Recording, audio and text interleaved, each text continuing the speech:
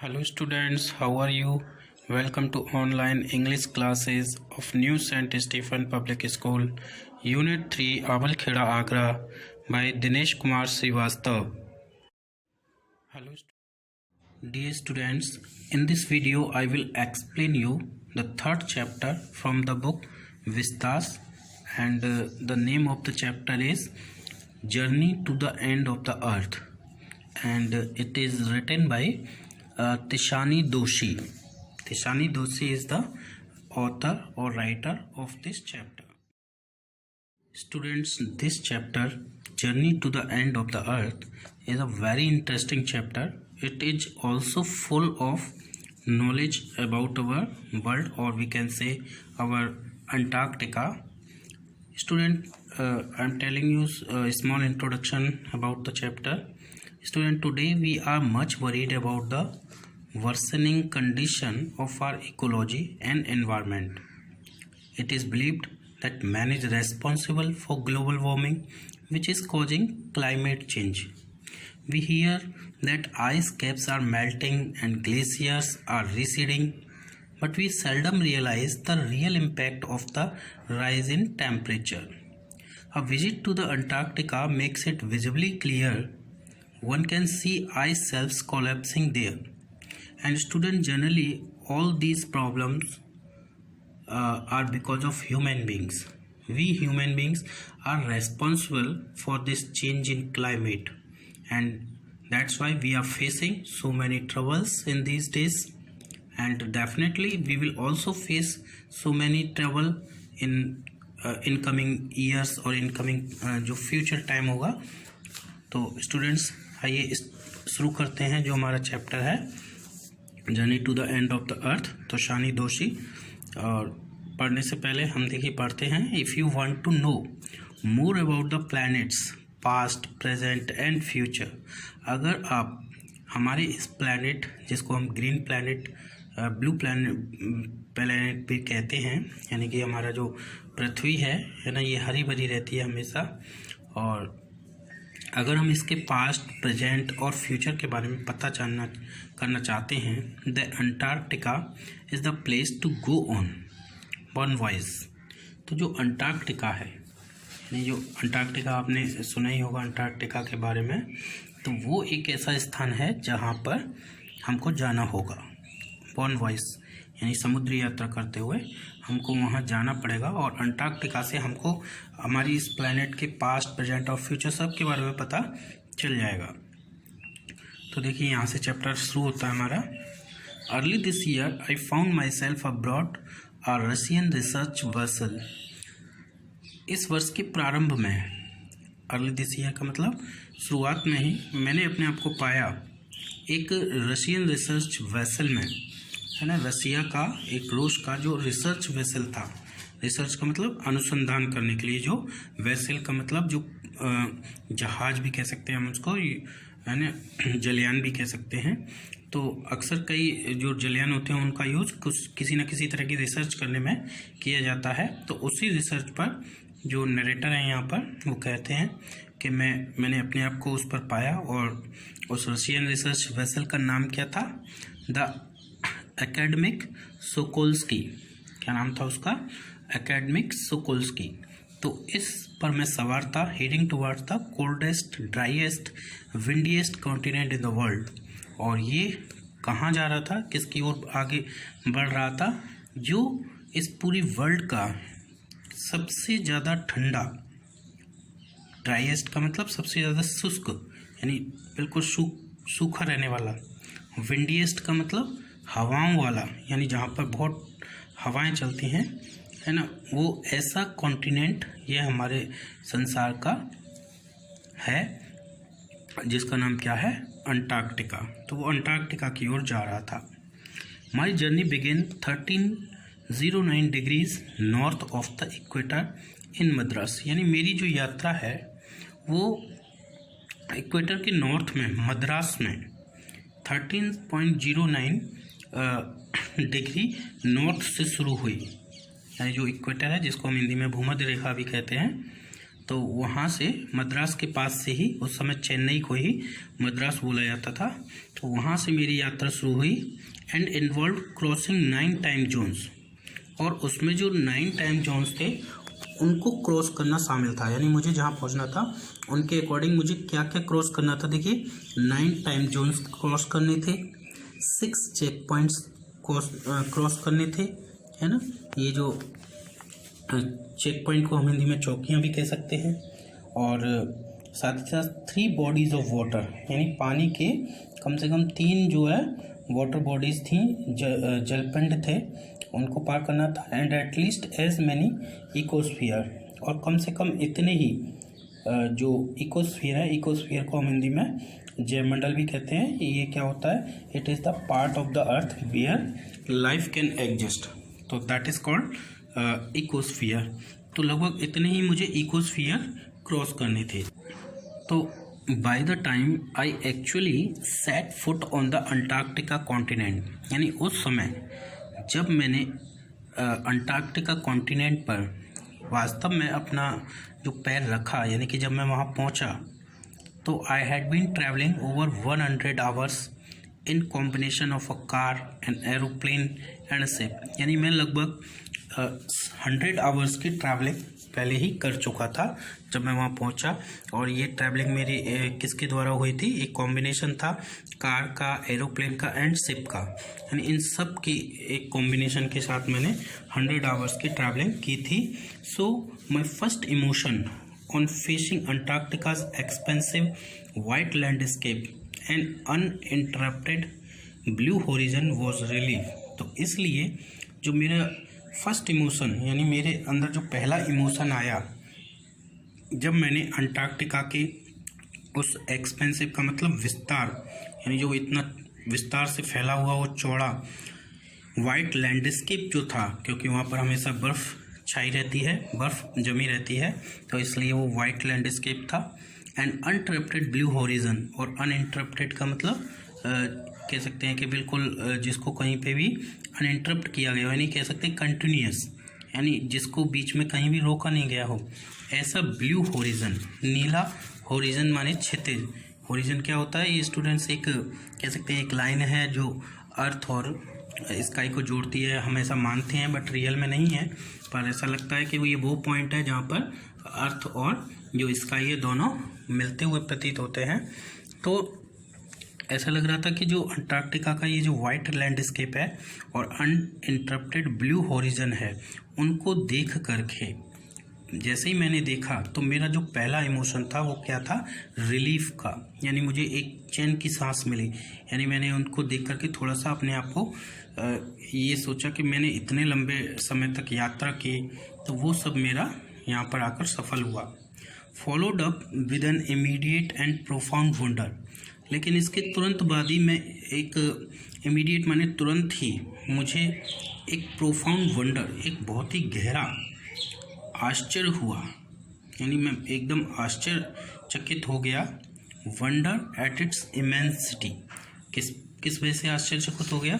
जो अंटार्कटिका की जो इमेंसिटी है, इमेंसिटी का मतलब उसकी अनंतता, वास्टनेस वी कैन से, विशालता भी कह सकते हैं हम उसको, कि इतना विशाल है, उसको देख करके इट्स आइसोलेशन, और इसके आइसोलेशन को, यानी कि ये बिल्कुल सबसे सेपरेट है, बिल्कुल अलग है यहाँ पर, इसको देख करके मैं काफ़ी आश्चर्यचकित हुआ। बट मेनली, लेकिन मुख्य रूप से इस बात से आश्चर्यचकित हुआ कि at how there could ever have been a time, कि कैसे एक समय ऐसा हुआ होगा when India and Antarctica were part of the same landmass, कि ऐसा कैसे हुआ होगा कि जब इंडिया और अंटार्कटिका दोनों ही एक ही लैंडमास को हम हिंदी में भूपिंड भी कह सकते हैं, एक ही लैंडमास का हिस्सा रहे होंगे। ये कैसे पॉसिबल हुआ होगा? यानी आज अंटार्कटिका कितना अलग थलग है, कितना दूर जा कर के है, और कोई समय था बहुत वर्षों पहले,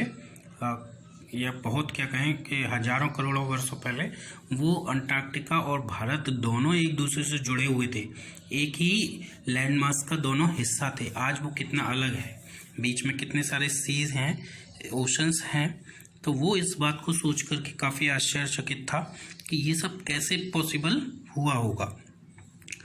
तो देखिए स्टूडेंट, आप पढ़ते हैं पार्ट ऑफ हिस्ट्री, यानी हिस्ट्री का हिस्सा एक।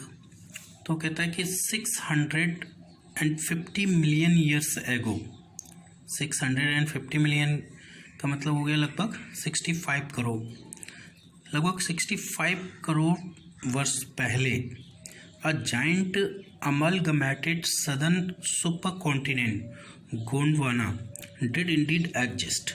यानी इतने वर्ष पहले एक जो जाइंट माने विशाल, अमलगमेटेड का मतलब क्या होता है, जो ब्लेंड कर दिया गया हो, यानी कई हिस्सों को मिक्स कर दिया गया हो, एकीकृत हिंदी में हम कह सकते हैं।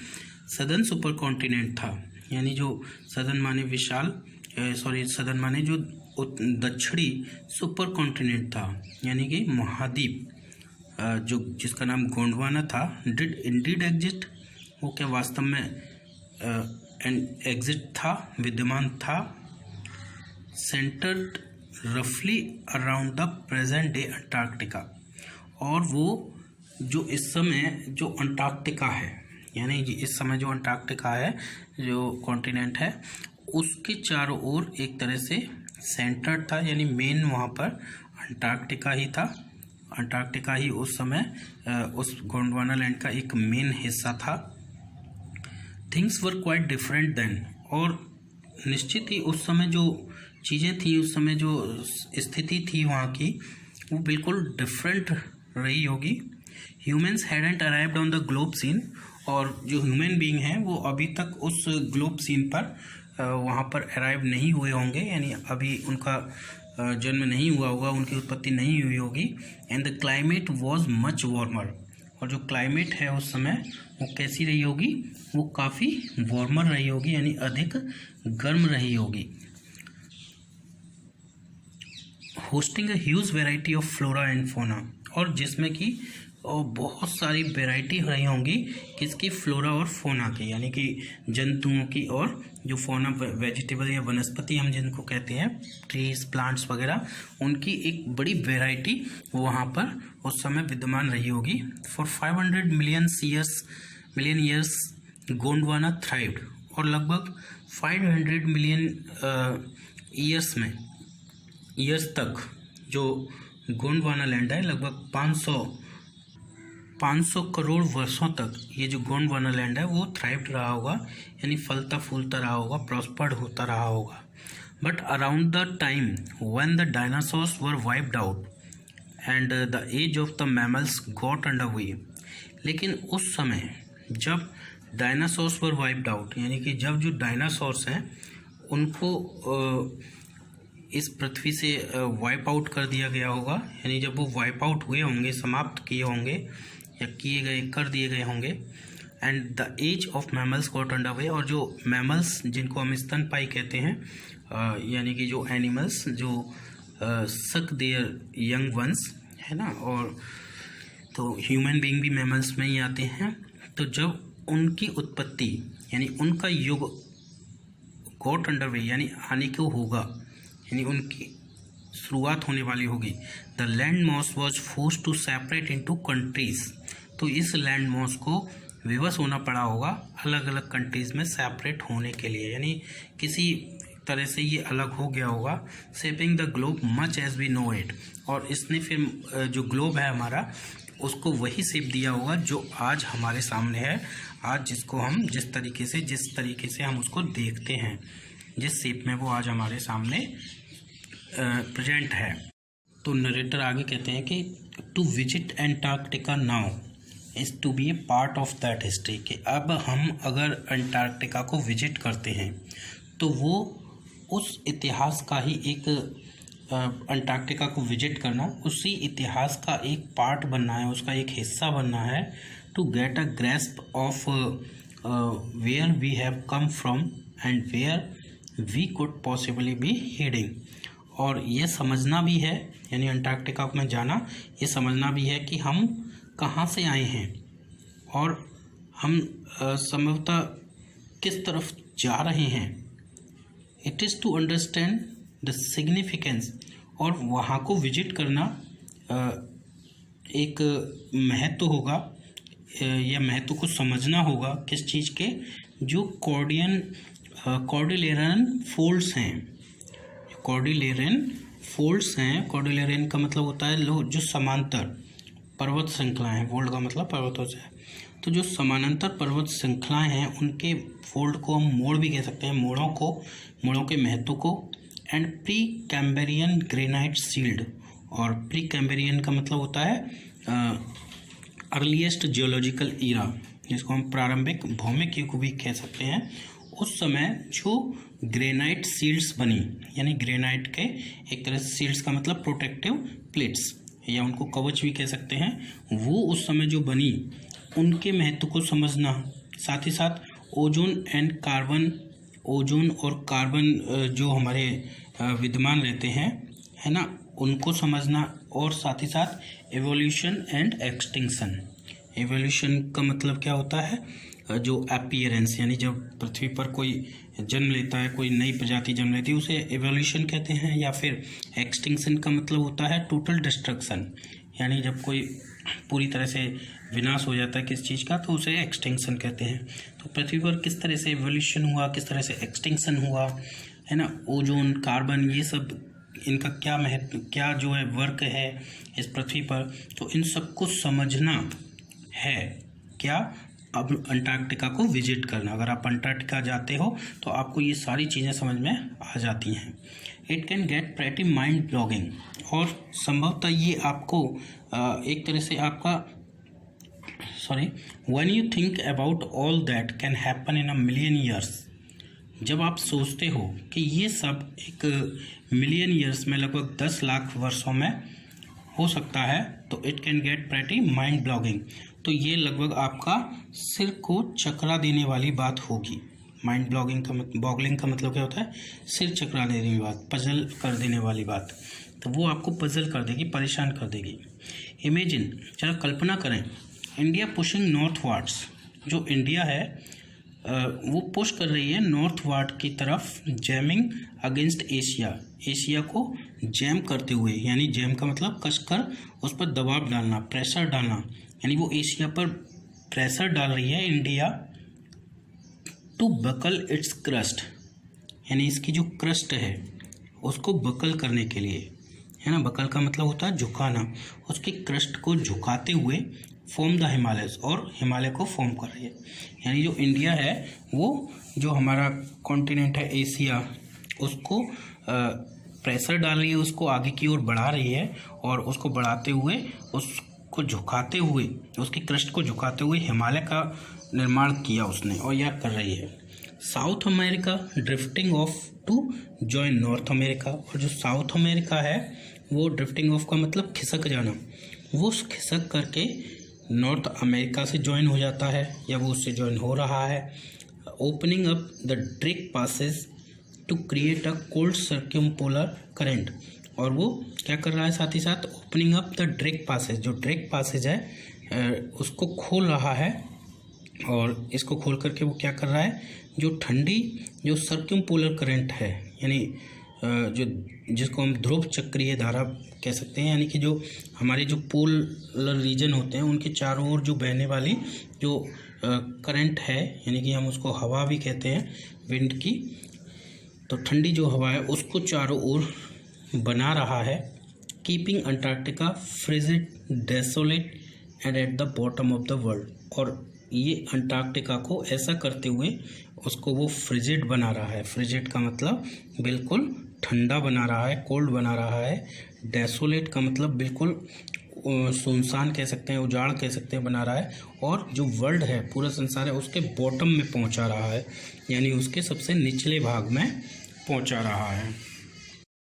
For a sun worshipping South Indian like myself, यानी एक सन माने सूर्य की पूजा करने वाले एक दक्षिण भारतीय व्यक्ति जैसे कि मैं, उसके लिए 2 weeks in place where 90% of the Earth's total ice volumes are stored is a chilling prospect। मतलब एक ऐसे व्यक्ति के लिए एक अर्थ के उस हिस्से पर 2 वीक्स को स्पेंड करना, जहाँ पर 90% अर्थ की टोटल आइस वॉल्यूम का लगभग 90% पार्ट वहाँ पर हो, यानी वर्ल्ड में जितनी भी आइस है उसका लगभग 90% पार्ट हमारे अंटार्कटिका पर है। तो ऐसे स्थान पर मेरे जैसे एक साउथ इंडियन को 2 वीक वहाँ पर बिताना, और वो भी सन वर्शिपिंग वाले हैं। सन वर्शिपिंग का मतलब यहाँ पे क्या है कि जो गर्म स्थान वाले व्यक्ति को वहाँ पर बिताना समय इज ए चिलिंग प्रोस्पेक्ट, यानी वो क्या है, एक चिलिंग प्रोस्पेक्ट है, यानी बहुत ही चिलिंग माने एक तरह से शिवरिंग, जो ठंड से कपकपी जो शरीर में छूट जाती है उस तरह का एक तरह का भाव देने वाला है।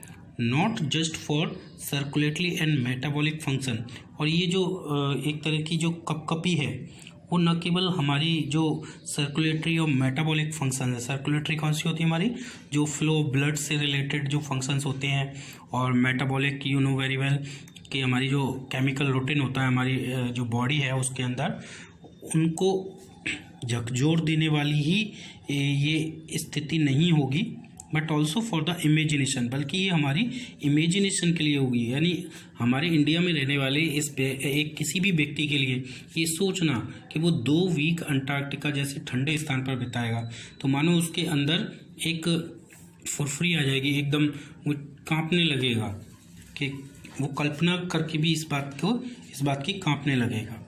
तो it is like walking into a giant ping pong ball, यानी अंटार्कटिका पर पहुंचना, वहाँ पे टाइम स्पेंड करना ठीक उसी प्रकार है कि हम एक बड़ी सी एक विशाल पिंग पोंग बॉल पर, ऐसी पिंग पोंग बॉल जो कि devoid of any human markers, यानी वहाँ पर जो ह्यूमन बींग्स का कोई भी मार्कर वहाँ पर ना हो। मार्कर का मतलब किसी भी तरह की जो मनुष्य के द्वारा बनाई हुई किसी भी तरह की चीज़ ना हो, यानी मनुष्य का कोई नामो निशान ना हो, उनसे वंचित हो, ऐसे स्थान पर समय बिताना कैसा होगा, बड़ा ही इंटरेस्टिंग होगा। और वहाँ पर चलना जहाँ पर नो ट्रीज, कोई पेड़ ना हो, बिलबोर्ड्स का मतलब जो होर्डिंग वगैरह होते हैं, ऐसा कोई होर्डिंग ना हो, कोई बिल्डिंग ना हो, ये सारी चीज़ें ना हो।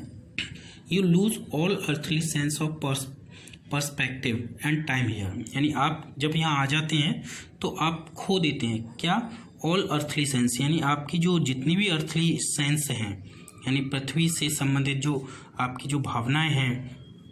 पर्सपेक्टिव का मतलब जो relating to distance and sizes, या फिर हम कहें टाइम, यानी समय से संबंधित सारी चीज़ों के बारे में आप यहाँ भूल जाते हैं। The visual scale ranges from the microscopic to the mighty, यानी यहाँ पर जो विजुअल स्केल है, विजुअल स्केल का मतलब कि आप कितनी दूर तक देख सकते हैं, तो वो क्या है, माइक्रोस्कोपिक से लेकर माइटी तक है, यानी आप छोटी से छोटी चीज़ से लेकर विशाल से विशाल, बड़ी से बड़ी चीज़ देख सकते हैं। यानी डिस्टेंस जो रेंज है वो पास से और हजारों मील की दूरी पर देख सकते हैं। Midges and mites to blue whales and icebergs as big as countries, यहाँ पर हम क्या क्या देख सकते हैं, मिजेस का मतलब होता है जो मच्छर होते हैं, मच्छरों को, मॉस्किटोज को ही हम कहते हैं, और माइट्स एक बहुत ही छोटी जो स्पाइडर होती है, मकड़ी, उसको कहते हैं। तो हम यहाँ पर मिजेस और माइट्स से लेकर, यानी इनको छोटा कहा गया, छोटी से छोटी चीज़ से लेकर ब्लू व्हेल्स, यानी जो विशाल ब्लू व्हेल होती है उस तक को यहाँ पर मैं देख सकते हैं। एंड आइसबर्ग, और यहाँ पर हम देख सकते हैं जो आइसबर्ग्स हैं, यानी आइस के जो बड़े बड़े माउंटेन टाइप के जो पीसेस होते हैं उनको हम आइसबर्ग्स कहते हैं। तो वो कितने बड़े हैं यहाँ पर, एक कंट्रीज जैसे, जो हमारे देश हैं दुनिया के उनके जैसे। The largest recorded was the size of Belgium, जो लार्जेस्ट रिकॉर्डेड वहाँ पर जो आइसबर्ग है वो बेल्जियम, जो हमारी कंट्री है हमारे देश में, संसार में, उस बेल्जियम की कंट्री के साइज का है जो सबसे बड़ा आइसबर्ग वहाँ पर रिकॉर्ड किया गया है। तो इतनी बड़ी चीज़ें हम वहाँ पर देख सकते हैं, इतना विजुअल स्केल है। Days go on and on and on in surreal 24 hour austral summer light, यानी यहाँ पर जो दिन हैं वो ऑस्ट्रल समर लाइट, ऑस्ट्रल हम कहते हैं जो सदर्न से है ना, दक्षिणी जो समर माने जो गर्मी का जो लाइट होती है वहाँ पर है ना, उसमें, तो उसमें वो एक सरियल का मतलब होता है एक वेरी इनकॉन्ग्रुअस इमेज, यानी हम इसको असंगत दृश्य कहते हैं, यानी जो बिल्कुल एक सा नहीं लगता, जो संगत नहीं लगता, उसको हम असंगत कहते हैं। तो ऐसा एक सीरियल क्रिएट करते हुए 24 आवर्स तक जो दिन होता है वो चलते ही रहता है। And a ubiquitous silence, ubiquitous का मतलब होता है जो प्रेजेंट एवरीवेयर, चारों तरफ जो फैली हुई हो, उपस्थित हो। ऐसी साइलेंस माने खामोशी, इंटरप्टेड जो कि इंटरप्ट होती है यानी बीच में टोकी जाती है, ओनली बाय द ओकेजनल एवलैंक, किसके द्वारा, जो कभी कभी वहाँ पर एवलैंक होते रहते हैं। एवलैंक का मतलब fall of large masses of ice, यानी जिसको हम हिमस्खलन भी कहते हैं, यानी बर्फ़ का जो टूट करके गिरना होता है, लैंडस्लाइड भी कभी कभी कहते हैं उनको। तो ऐसे आइस का जब होता है तो, और साथ ही साथ काल्विंग आइस सीट, यानी जो बर्फ़ की जो सीट है ना, बर्फ़ की जो परतें हैं वो टूट करके जब गिरने लगती हैं, और जो एवलांच होता है, केवल इन्हीं के द्वारा जो वहाँ की जो खामोशी है वो कभी कभी इंटरप्ट होती है, भंग होती है, इसके अलावा कभी नहीं होती। तो कॉन्सिक्रेट्स द प्लेस, और ये सारी स्थिति क्या करती हैं, इस स्थान को कॉन्सिक्रेट्स का मतलब एक तरह से पवित्र बना देती हैं, यानी एक पवित्र स्थान ये बन जाता है। It's an immersion that will force you, यह एक ऐसी इमर्जन है, एक इमर्जन का मतलब होता है एक तरह से तल्लीनता होता है, और यानी इंग्रोस्ड डीपली, बड़ी गहराई से सोचने वाली स्थिति। तो ये एक बड़ी तल्लीनता है, जब बिल्कुल तल्लीन होकर एकदम कॉन्सेंट्रेट करके जब आप सोचते हैं तो दैट इज़ कॉल्ड इमर्जन। तो ये एक तरह की इमर्जन है, एक तल्लीनता है, दैट विल फोर्स यू, जो आपको विवश कर देती है in the two place your self in the context of the earth geological history, जो आपको फोर्स कर देती है किस बात के लिए, कि आप अपने आप को जो पृथ्वी की, जो अर्थ की जियोलॉजिकल हिस्ट्री है, जियोलॉजिकल का मतलब होता है जो भूवैज्ञानिक, जियोलॉजिकल हिस्ट्री है, उसके संदर्भ में आप हमेशा बने रहें, इस बात के लिए आपको, यानी उसके बारे में हमेशा आपके अंदर एक तरह की जिज्ञासा बनी रहे उसको जानने की, तो इसके लिए वो आपको फोर्स करती है। And for humans the prognosis isn't good, और जो ह्यूमन बींग्स होते हैं उनके लिए प्रोग्नोसिस का मतलब होता है नॉलेज बिफोर हैंड, यानी कि पूर्वानुमान, जो हम पहले से अनुमान लगा लेते हैं, तो वो इंसान के लिए कैसे होते हैं, वो अच्छे नहीं होते। हमें अंटार्कटिका यानी हमारी जो अर्थ है उसकी जो जियोलॉजिकल हिस्ट्री है उसके बारे में हमें कोई पहले से ही एक अनुमान नहीं लगाना चाहिए, है ना। जो फैक्ट हैं उन पर हमको बिलीव करना चाहिए। तो स्टूडेंट्स, यहाँ तक आपको ये चैप्टर समझ में आया होगा, और इसका जो रेस्ट ऑफ द पार्ट है वो हम अपने नेक्स्ट वीडियो में समझाएंगे।